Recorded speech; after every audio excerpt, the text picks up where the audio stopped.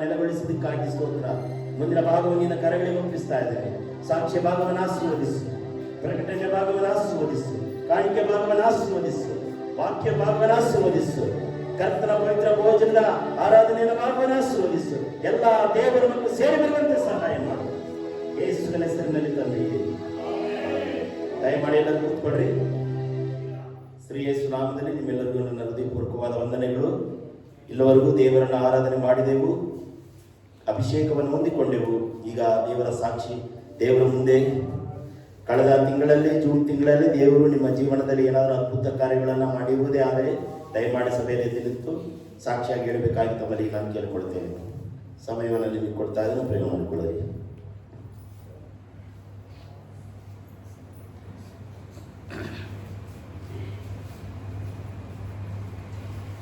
ದೇವರ ನಾಮಕ್ಕೆ ಸ್ತೋತ್ರಾಗಲಿ. ದೇವರು ನಮ್ಮಿಂದ ಏನು ಸಾಧ್ಯವಾಗ್ತಿಲ್ವೋ, ನಮ್ಮಿಂದ ಒಂದು ಚಿಕ್ಕ ಕೆಲಸ ಆದರೂ ಕೂಡ ನಮ್ಮಿಂದ ಮಾಡೋಕ್ಕಾಗ್ತಿಲ್ವೋ, ನಮ್ಮಿಂದ ಒಂದು ಚಿಕ್ಕ ವ್ಯವಹಾರನೂ ಕೂಡ ಆಗಲ್ಲ ಪರಿಸ್ಥಿತಿ, ಕೆಲವು ಪರಿಸ್ಥಿತಿ ಆಗೋದಿಲ್ಲ. ಅಂಥ ಸಮಯದಲ್ಲಿ ದೇವರು ಅಯ್ಯೋನನ್ನು ಈ ನನ್ನ ಜೀವನ ಇಲ್ಲ ಅಂತ ಇಷ್ಟ ಆಯ್ತಲ್ಲ ಅನ್ನೋ ವರ್ಷದಲ್ಲಿ ದೇವರು ನಮಗೆ ಒಂದು ದೊಡ್ಡ ಕೃಪೆ ಮಾಡ್ತಾರೆ. ದೇವರು ಚಿಕ್ಕ ಸಾಕ್ಷಿನ ಆಶೀರ್ವದಿಸ್ತಾರೆ. ಯೇಸಪ್ಪ, ನಾನು ನಿಮಗೆ ವಂದನೆ ಸಲ್ಲಿಸ್ತಾ ಇದ್ದೀನಪ್ಪ.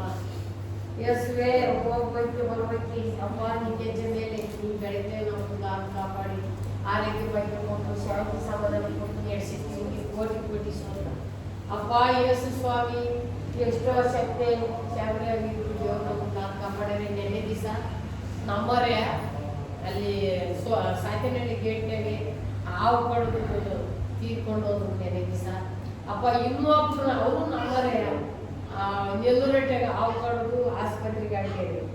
ದೇವರು ನಮ್ಮನ್ನ ಇವತ್ತು ದೇವರೇ ಕರ್ತನ ಭೋಜನ ಇದೆ, ಇವತ್ತು ಕರ್ಸಿಟೇಟೆ ತೀರೋಗಿದೆ, ನಿಮ್ಮ ಮನೆಗೆ ಹೋಗ್ಬೇಡ ಅಲ್ಲ ಚೇಚ್ಕೋಬೇಡ.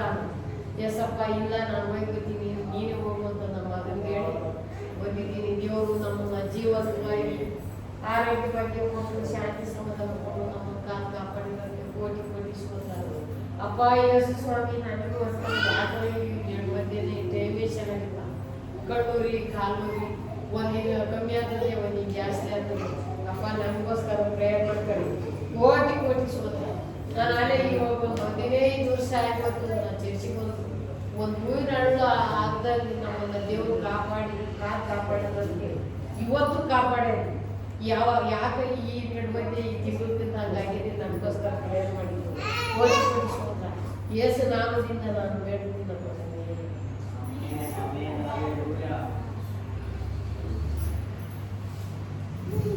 ಅಷ್ಟೇನಾ? ಯಾರಂತಿದ್ದೀರಾ? ದೇವರಿಗೆ ಸ್ತೋತ್ರವಾಗಲಿ.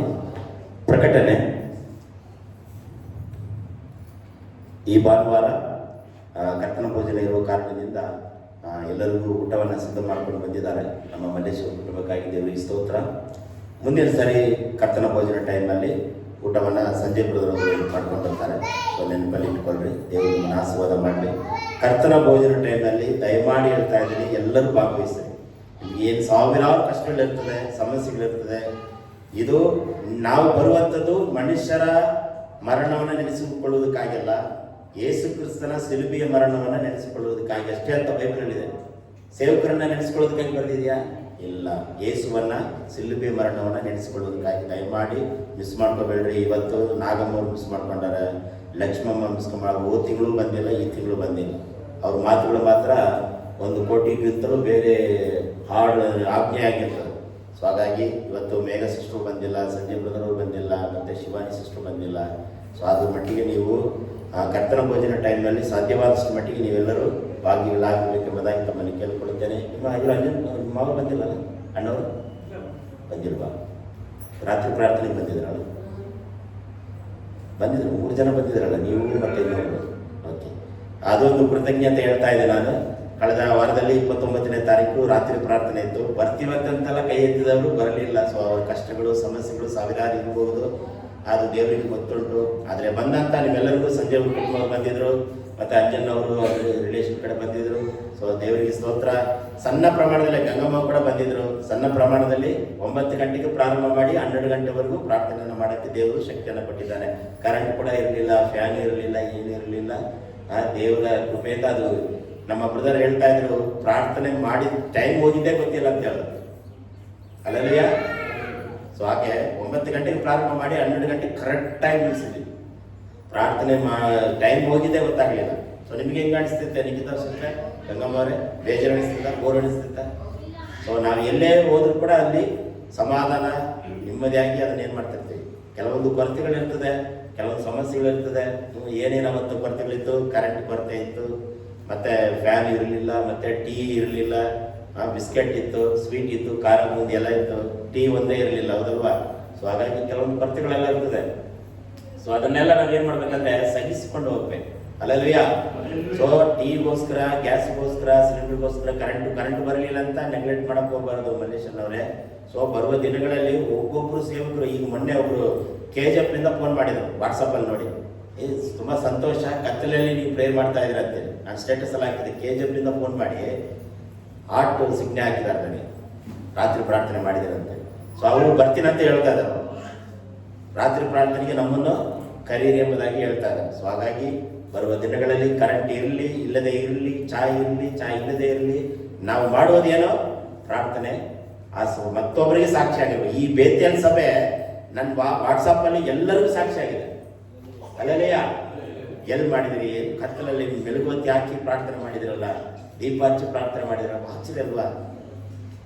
ಸೊ ನೀವು ಸ್ಟೇಟಸ್ ಹಾಕಿದ್ರೆ ಏನೋ ಗೊತ್ತಿಲ್ಲ, ನಾನು ಹಾಕಿದ್ದೆ, ಎಲ್ಲರೂ ಆರ್ಟ್ ಸಿಗ್ನೆಲ್ಲ ಹಾಕಿದ್ರು. ಸೊ ಹಾಗಾಗಿ ಬರುವ ದಿನಗಳಲ್ಲಿ ಪ್ರಾರ್ಥನೆಗಳೆಲ್ಲ ಇರ್ತದೆ, ಜರುಗ್ತದೆ.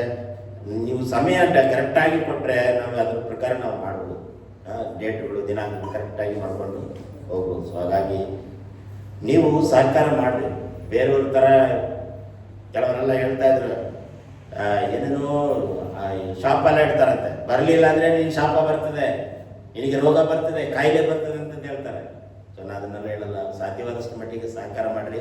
ಆ ರಾತ್ರಿ ಪ್ರಾರ್ಥನೆಯಲ್ಲೇ ಬಿಡುಗಡೆ, ಆ ರಾತ್ರಿ ಪ್ರಾರ್ಥನೆಯಲ್ಲಿ ಸಮಾಧಾನ, ರಾತ್ರಿ ಪ್ರಾರ್ಥನೆಯಲ್ಲಿ ಮನೆ ನೆಮ್ಮದಿ, ಮನ ಶಾಂತಿಯನ್ನು ದೇವರು ಏನು ಮಾಡ್ತಾರೆ? ಕೊಡ್ತಾರೆ. ಸೊ ಹಾಗಾಗಿ ನನ್ನ ಜೊತೆಯಲ್ಲಿ ನೀವು ಸಹಕರಿಸ್ರಿ. ಮತ್ತು ಇನ್ನೊಂದು ಪ್ರಕಟಣೆ, ಮುಂದಿನ ಭಾನುವಾರ ಕರ್ತನ ಆರಾಧನೆ ಯಥಾಪ್ರಕಾರವಾಗಿ ನಡೀತದೆ. ಈ ವಾರದಲ್ಲಿ ಯಾರಿಗಾದ್ರು ಬರ್ತಡೇ ಇದೆಯಾ? ಮದುವೆಯ ದಿನಾಚರಣೆ ಇದೆಯಾ? ಯಾರಿಗಿಲ್ಲ. ದೇವರಿಗೆ ಸ್ತೋತ್ರ. ನಮ್ಮ ಮಧ್ಯದಲ್ಲಿ ರಚಿತ ಸಿಸ್ಟರ್ ಅವರು ಅವರಿಗೊಂದು ಮ್ಯಾಪನ್ನು ಕೊಟ್ಟಿದ್ದೀವಿ. ಸೊ ಹೆಸರುಗಳನ್ನು ಕುಟುಂಬದವ್ರಿಗೆ ಕೊಟ್ಟಿದ್ದೀವಿ. ಅವರು ಮುಂದೆ ಬಂದು ಅದನ್ನು ಪ್ರಕಟಿಸ್ತಾರೆ. ಬರುವ ದಿನಗಳಲ್ಲಿ ಪ್ರಿಂಟೆಡ್ ಆಗಿ ಬರ್ತದೆ. ಸೊ ಅದನ್ನು ನಾವು ಕನ್ನಡದಲ್ಲಿ ಬರೀತೇವೆ. ಕನ್ನಡದಲ್ಲಿ ಬರೆದು ಅಲ್ಲಿ ನೋಟಿಸ್ ಬೋರ್ಡ್ ಯಾಕೆ ಇಟ್ಟಿದ್ದಾರೆ ಅಲ್ಲಿ, ಅದು ಎಲ್ಲ ಆ ಕಡೆ ತಿರುಗಿ ನೋಡಿ, ಅದು ರೆಡ್ ಕಲರ್ ನೋಟಿಸ್ ಬೋರ್ಡ್ ಇತ್ತಲ್ವಾ, ಅಲ್ಲಿ ಏನು ಮಾಡ್ತೀವಿ, ಈ ಸಭೆಯ ಕಾರ್ಯಕ್ರಮಗಳು ಪ್ರತಿಯೊಂದು ಅಲ್ಲಿ ಗುರುತಿಸಲಾಗುವುದು. ಸೊ ಬಂದಾಗೆಲ್ಲ ಅಲ್ಲಿ ನೋಡ್ಬೋದು ನೀವು. ನಮ್ಮ ಪ್ರಾರ್ಥನೆಗಳು, ನಮ್ಮ ಸಭೆ ಗ್ರೂಪ್ ಎಲ್ಲ ಅಂಟಿಸಿದ್ದೆ ನಾನು. ಸೊ ಈಗ ಸಿಸ್ಟರ್ ಅವರಿಗೆ ಅದರಲ್ಲಿ ಕೈಯಲ್ಲಿ ಕೊಟ್ಟುಪಟ್ಟಿದೆ, ಅವರು ಅನೌನ್ಸ್ಮೆಂಟ್ ಮಾಡ್ತಾರೆ. ಅದಾದಮೇಲೆ ಒಂದು ಸ್ಪೆಷಲ್ ಸಾಂಗ್ಸ್ ಲಾಸ್ಟ್ ಟೈಮು ಕೇಳ್ಕೊಂಡ್ರು ಅವರು. ಸೊ ನಿಖಿತ್ ಅವರು ಈ ವಾರ ಆಡ್ತೀವಿ ಅಂತ ಹೇಳಿದ್ರು. ಸೊ ಅವ್ರು ಮುಂದೆ ಬಂದು ಆಡ್ತಾರೆ. ಜೆರೆಮಿಯಾ, ನೀನೇ ವಾಕ್ಯ ಕಂಠಪಾಠ ಮಾಡ್ಕೊಂಡಿದ್ಯಾ? ವಾಕ್ಯ ಕಂಠಪಾಠ ಮಾಡ್ಕೊಂಡಿದ್ದೆ. ಸೊ ವಾಕ್ಯ ಅವರು ಪ್ರಕಟಣೆ ಆದಮೇಲೆ ಅವರು ವಾಕ್ಯದ ಹೇಳ್ತಾರೆ. ಅದಾದಮೇಲೆ ಆರಾಧನೆ ಹಾಡುಗೋಸ್ಕರ ಕಾಣಿಕೆಯನ್ನು ನಾವು ಇತ್ತು. ಬನ್ನಿ ಸಿಸ್ಟರ್, ರಚಿತ ಸಿಸ್ಟರ್ ಅವರು ಬಂದು ಪ್ರಕಟಣೆಯನ್ನು ಪ್ರಕಟಿಸ್ತಾರೆ.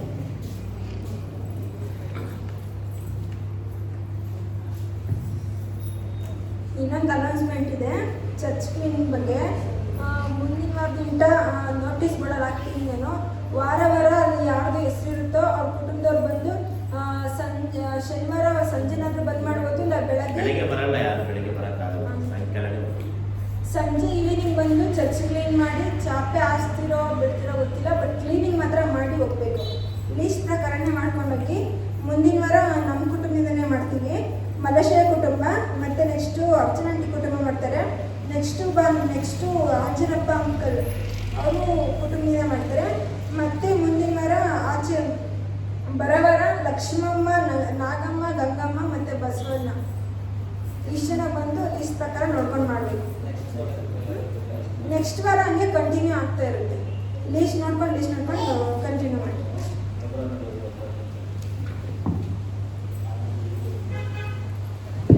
ಲಕ್ಷ್ಮಮ್ಮ ಅವರು ಬರ್ತಾರೆ ಇನ್ನು ಗ್ಯಾರಂಟಿ ಇಲ್ಲ. ಅವರು ನಾಗಮ್ಮ ಅವರು ಗ್ಯಾರಂಟಿ ಇಲ್ಲ. ಕರ್ತನ ಭೋಜನಿಗೆ ಬೆಲೆ ಕೊಡ್ತಾ ಇಲ್ಲ. ಚರ್ಚೆಯಲ್ಲಿ ಕ್ಲೀನ್ ಮಾಡ್ತಾರೆ. ಅಲ್ಲಲ್ಲಿಯ ಕರ್ತನ ಭೋಜನಿಗೆ ಬೆಲೆ ಕೊಡ್ತಾ ಇಲ್ಲ. ಇನ್ನು ಎಲ್ಲಿ ಅವರು ಚರ್ಚ್ ಕ್ಲೀನ್ ಮಾಡ್ತಾರೆ?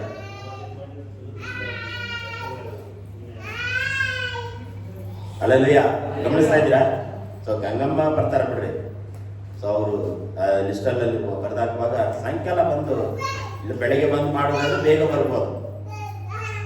ಸೊ ಹಾಗಾಗಿ ನೀವು ಅದನ್ನು ಅಲ್ಲಿ ಬೋರ್ಡ್ ಹಾಕಿರ್ತದೆ, ಅದು ನಮ್ಮ ಇದು ಮಾಡ್ಕೊಳ್ರಿ. ಶನಿವಾರ ಸಾಯಂಕಾಲ ಬಂದು ಹೋದರೆ ನಿಮಗೂ ಒಳ್ಳೇದು. ಒಂದು ಬಂದು ಪ್ರಾಕ್ಟೀಸ್ ಮಾಡ್ದಂಗೆ ಆಯಿತು, ಒಂದು ಹಾಡು ಆಡಿದಂಗೆ ಆಯಿತು.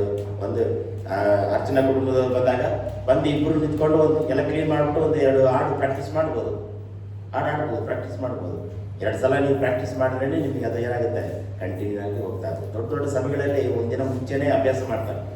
ಸೊ ಹಾಗಾಗಿ ಅದನ್ನು ನೀವು ಪಾಲನೆ ಮಾಡಬೇಕಾಗಿ ತಮ್ಮಲ್ಲಿ ನಾನು ಕೇಳ್ಕೊಳ್ತೇನೆ. ದೇವರಿಗೆ ಸ್ತೋತ್ರ. ಈಗೆಲ್ಲ ಮಕ್ಕಳೆಲ್ಲ ದೊಡ್ಡವರಾಗ್ತಾ ಇದ್ದಾರೆ, ನಮ್ಮ ಮಾತು ಕೇಳಲ್ಲ. ಸೊ ಅದಕ್ಕೋಸ್ಕರ ಪ್ರಾರ್ಥನೆ ಮಾಡಿ. ಇಲ್ಲೊಂದು ಲಾಕ್ ಬರಬೇಕು, ಪಟ್ಟಿ ಇಲ್ಲೊಂದು ಸ್ಟೀಲ್ ಅಂತ ಬರುತ್ತೆ, ಅಲ್ಲಿ ಎಲ್ಲ ಅಲ್ಲಿಂದ ಅಲ್ಲಿ ಒಂದು ದಾರಿ, ಇಲ್ಲೊಂದು ಗೇಟ್ ಥರ ಬರುತ್ತೆ. ಸೊ ಹಾಗಾಗಿ ಮಾಡಿದ್ರೆ ಚೆನ್ನಾಗಿದೆ. ಯಾಕಂದರೆ ಕರೆಂಟ್ಗಳಿರ್ತದೆ, ಅವ್ನು ಸೀದಾ ಬಂದು ಅವನ ಸ್ವಿಚ್ಚಲ್ಲಿ ಕೈ ಇಡ್ತಾರೆ. ಸೊ ಭಾರಿ ತೊಂದರೆಗಳಾಗ್ತಾ ಇದೆ. ಅದಕ್ಕಾಗಿ ಪ್ರಾರ್ಥನೆ ಮಾಡಿ. ಸಣ್ಣ ಪುಟ್ಟ ಕೆಲಸಗಳೆಲ್ಲ ಇದೆ.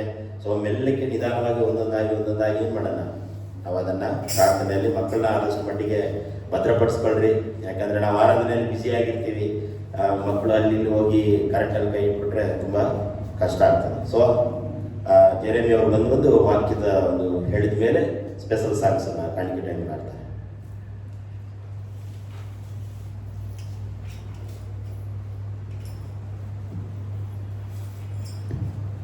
ಕೀರ್ತನೆ 175. ಯೋನಲ್ಲಿ ಭರವಸೆ ಬಿಡಿರಿ, ಚೋನ್ ಪರ್ವತದ ಹಾಗೆಯಿದ್ದರೆ ಅದು ಕದಲುವುದಿಲ್ಲ, ಸದಾ ಸ್ಥಿರವಾಗಿರುತ್ತದೆ. ಪರ್ವತಗಳು ಯೆರೂಸಲೇಮಿನ ಸುತ್ತಲೂ ಹೇಗೋ ಹಾಗೆ ಯೆಹೋವನು ಎಂದಿನಿಂದ ಸದಾಕಾಲವು ತನ್ನ ಜನರ ಸುತ್ತಲೂ ಇರುವನು.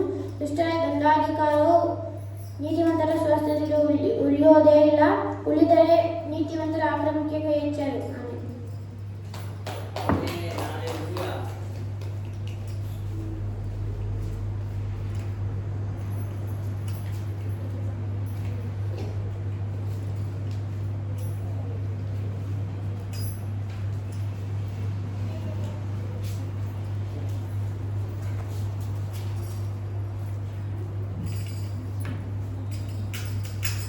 ಸಣ್ಣ ಬನ್ನಿ. ಈ ಬಡವಳ ಬಾಳಲ್ಲಿ ಬೆಳಕಾಗಿ ಬಂದ యేసయ్య, ಈ ದೀನನ ಬಾಳನ್ನು ಮೇಲಕ್ಕೆ ಎತ್ತಿದೆಯಯ್ಯ. ಈ ಬಡವಳ ಬಾಳಲ್ಲಿ ಬೆಳಕಾಗಿ ಬಂದ యేసయ్య, ಈ ದೀನನ